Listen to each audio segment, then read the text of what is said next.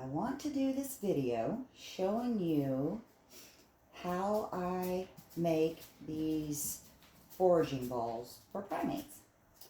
I had bought these a couple years ago, not quite 2 years ago, I think, right before I got Petey and for Kiara.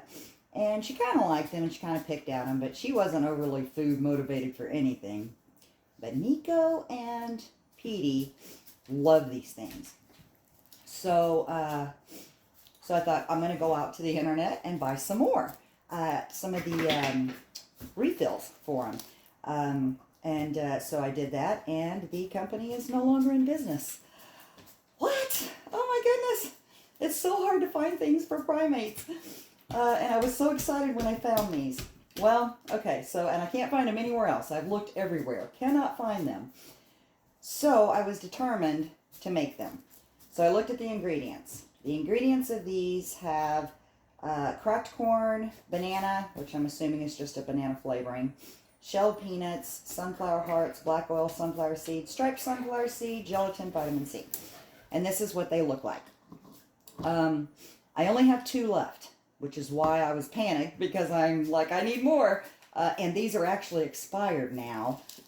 So I don't know what that means. I can't imagine they're bad, but anyway, so I've been working on making them, and I think I've perfected it. So I want to share it with you, because I know there's other monkey people out there that watch the videos, and they may be interested in making them for their monkeys too.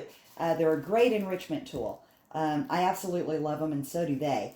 Now, you may not be able to find the actual balls, these balls that they go in, but these would work for any sort of foraging device, any sort of ball or thing that can come apart that you can put them in.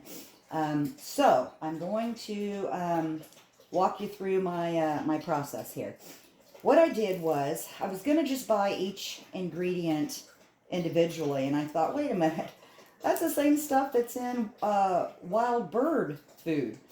So I found this fruit and nut mix, and so I want to tell you the ingredients that are in this.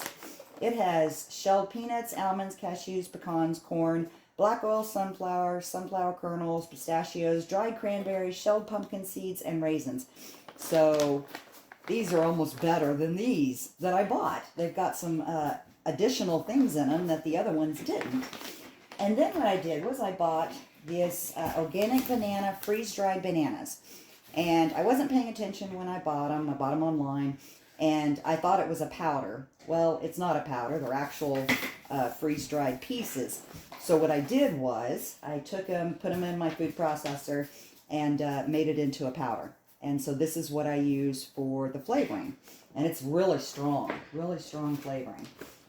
So, and then I use this gelatin, just unflavored gelatin. What that does is it kind of binds it all together.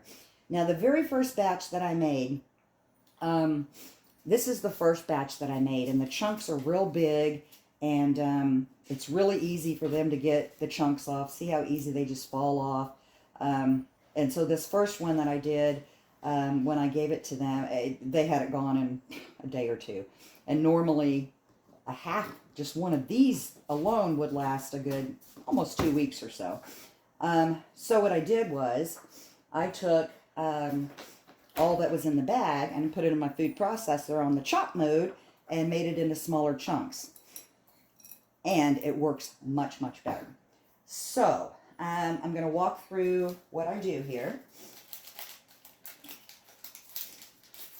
All I do is put in, and 1 packet of this unflavored gelatin makes 5 of these. Let me grab one and show you that I've already made.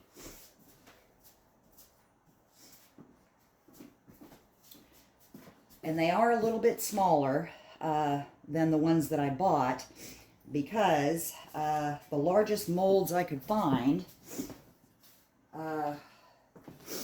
in the silicone were only 3 inches, like 3.1 inches in diameter. And what I did on this is, like I said, it's silicone. I punched holes in it. because when you put that in there, you have to let it sit for a couple of hours before it hardens enough to take it out. But what happened on the very first batch was that that gelatin just kind of, I don't know, it just kind of all settled to the bottom there. And then a couple of them started to mold because I let them sit in there. So I made these so it's got holes so that it can breathe, so it dries out faster. I only let them sit in here for a couple of hours, and then I pop them out and let them dry. And after a day of drying, they're hard enough for them to eat, but I want to wait about a week before I actually store them in something or wrap them up, because I want to make sure all the moisture is out of them. So anyway, this is the mold that I bought. It was a 3-pack, and I just punched holes in all of them with a hole puncher. And so that's what I'll use to put them in. Okay, so let me put this out of the way here.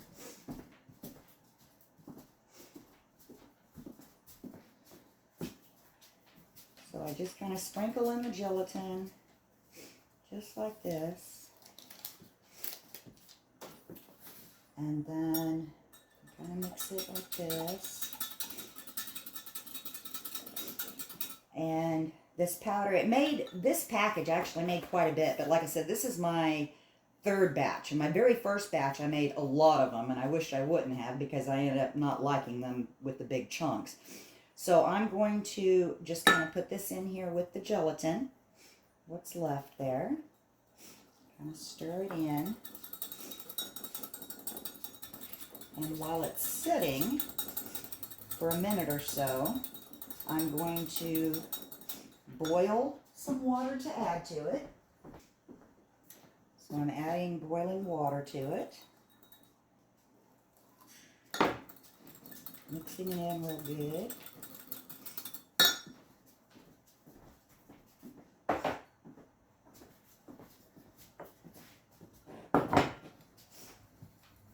So I don't have an actual recipe because I kind of just wing it. But I put some in the bowl. And like I said, I've already chopped this entire bag up. Well, what was left of it. And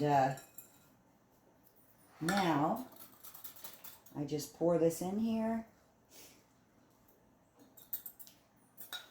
And then just mix it around. And you don't want a lot of liquid in there. There's still quite a bit of liquid in there. I want to mix everything really good, but you don't want excess liquid.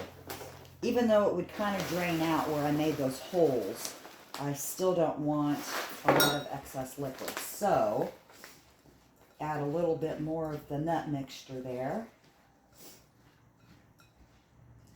Make sure there's no liquid at the bottom. Mix it in real good so that all pieces get that gelatin in it. I think I need just a little bit more.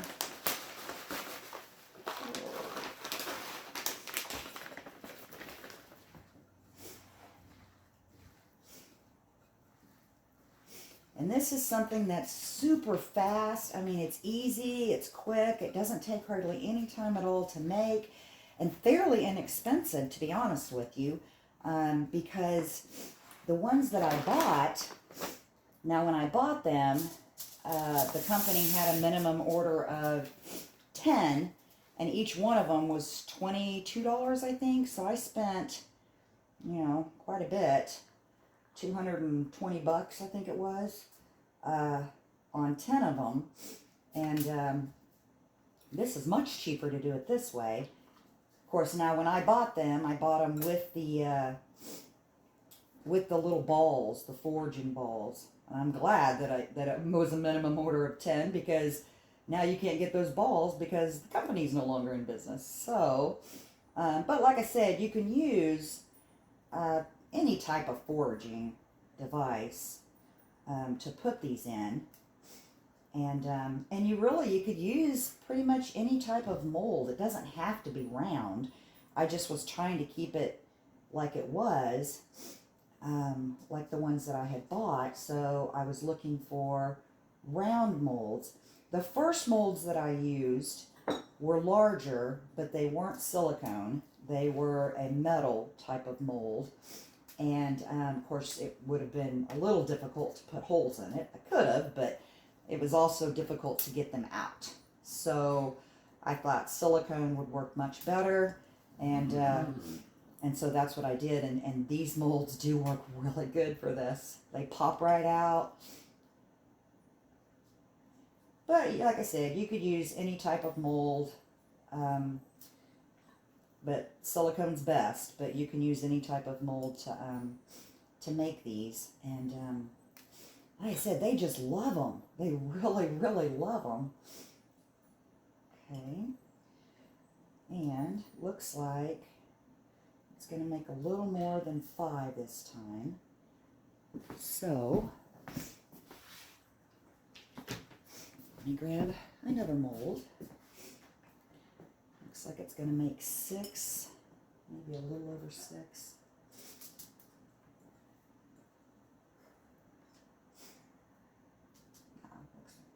Right at 6 of them.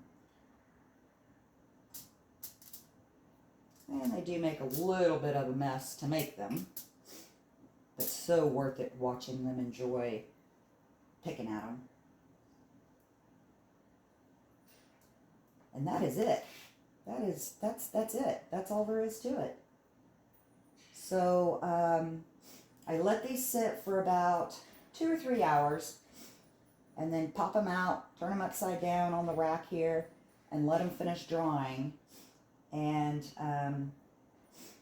within 24 hours, they're hard enough to put into the foraging balls for them. But I want to let them sit out for quite a few days to make sure all the moisture is out of them so that mold doesn't grow on them. So that is it. Quick and easy, inexpensive. I can't remember how much this cost. I think it was $20, $20 something, and it's a 5-pound bag. Of course, it's cheaper if you buy it in the larger bag, cheaper by the pound anyways. And then this flavoring, and you could use any flavoring, but the ones that I had bought a while back, that they were a banana flavoring, so that's why I thought I would go with banana flavoring. But I might, when I'm done with this one, I might get a different type of freeze-dried food and make it into a powder and use that for different flavors as well. So that's it.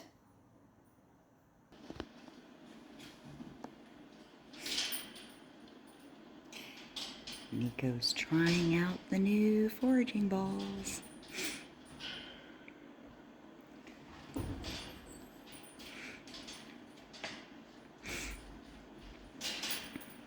Oh, Big Brother Petey's coming over, so Nico moved out of the way.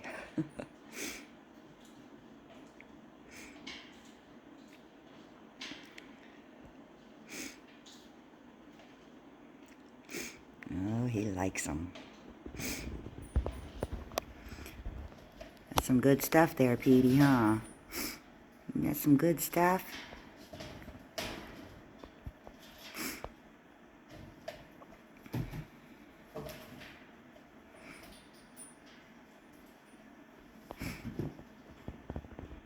He left. Now Nico's coming back.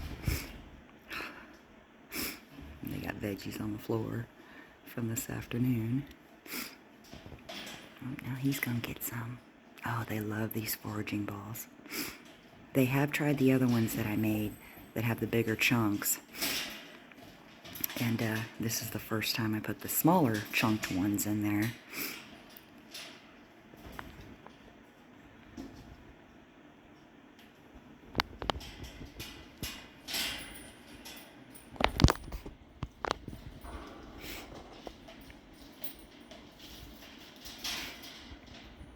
Petey just got that entire piece out. He's pretty happy about it. Nico's still trying the foraging ball here. He did get some out.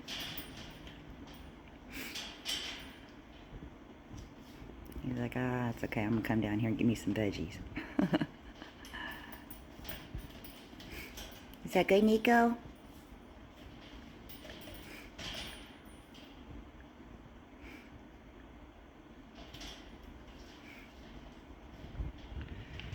some good stuff.